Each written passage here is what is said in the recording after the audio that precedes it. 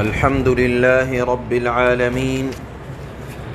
أشهد أن لا إله إلا الله وحده لا شريك له، وأشهد أن سيدنا ومولانا محمدا عبده ورسوله، أما بعد. وعن بريدة رضي الله تعالى عنه أن النبي صلى الله تعالى عليه وسلم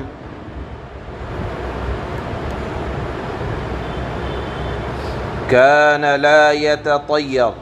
رواه أبو داود بإسناد صحيح. وعن عروة بن عامر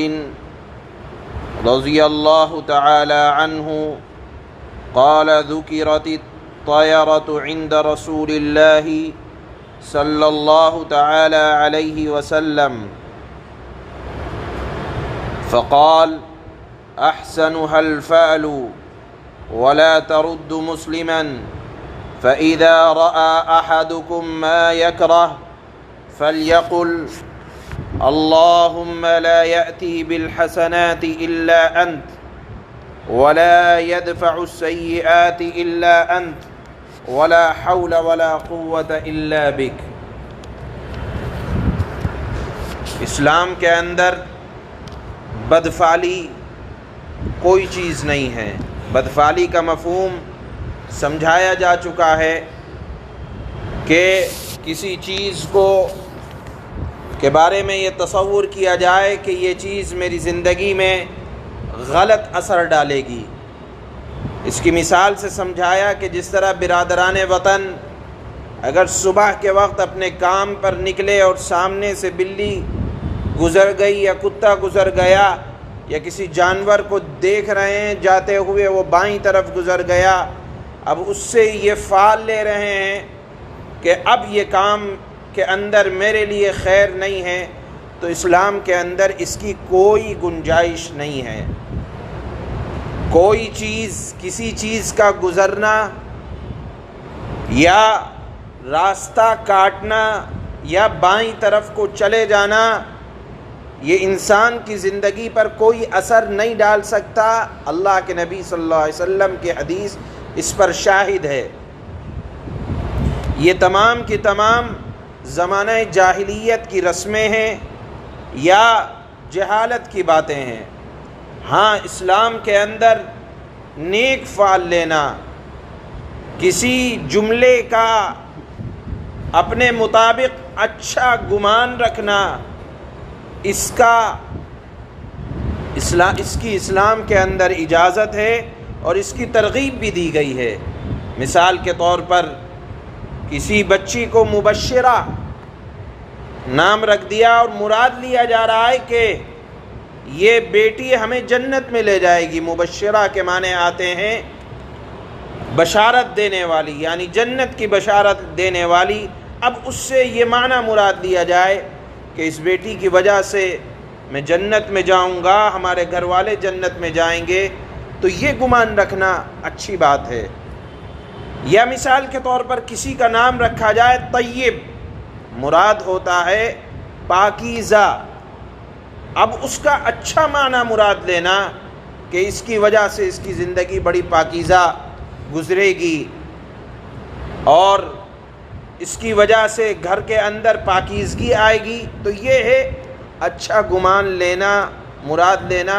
اس کی اسلام کے اندر اجازت ہے. لیکن اللہ کے نبی صلی اللہ علیہ وسلم کی دوسری حدیث آ رہی ہے کہ اگر کوئی خیال کسی چیز کے گزرنے سے آپ کے دل کو پریشان کر رہا ہے، صبح کو اٹھے آپ حالات اپنے مخالف دیکھے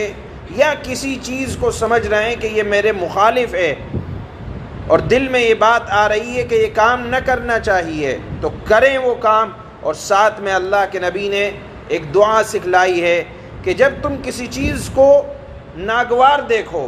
ناگوار گزر رہی ہے، تو یہ دعا کر لو، اللہم لا یأتی بالحسنات الا انت ولا يدفع السیئات الا انت ولا حول ولا قوة الا بک. ترجمہ یہ ہے کہ اے اللہ، تیرے سوا کوئی بھلائیاں نہیں پہنچا سکتا اور تیرے سوا اللہ کوئی برائیاں نہیں پہنچا سکتا،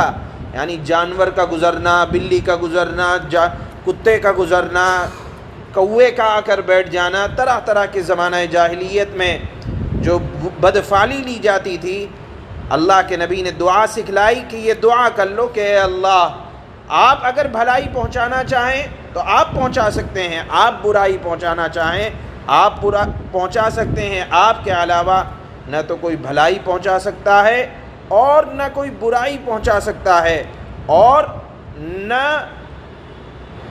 نیکی کرنے کی قوت اور برائیوں سے بچنے کی طاقت آپ کے علاوہ اے اللہ کوئی نہیں دے سکتا۔ تو جب بھی کوئی ناگوار حالات پیش آئیں یا کوئی چیز محسوس ہو تو یہ دعا پڑھ لینی چاہیے۔ ہو سکتا ہے کہ مومن کے دل میں تو آنا نہیں چاہیے، لیکن اگر برادران وطن کے ساتھ رہنے کی وجہ سے آ جائے تو اس وقت اللہ کے نبی صلی اللہ علیہ وسلم نے یہ دعا سکھلائی ہے۔ 3 جملے ہیں اس دعا میں، اللہم لا یأتی بالحسنات الا انت، کہ اللہ نیکیاں یا بھلائیاں آپ ہی کی طرف سے آ سکتی ہیں اور برائیوں کو آپ کے علاوہ کوئی نہیں روک سکتا، ولا يدفع السیئات الا انت ولا حول ولا قوة الا بک، اور نیکی کرنے کی طاقت اور برائیوں سے روکنے کی طاقت اے اللہ آپ کے علاوہ کسی کے اندر نہیں ہے۔ اگر عربی میں نہیں یاد ہو سکتا تو کم سے کم مفہوم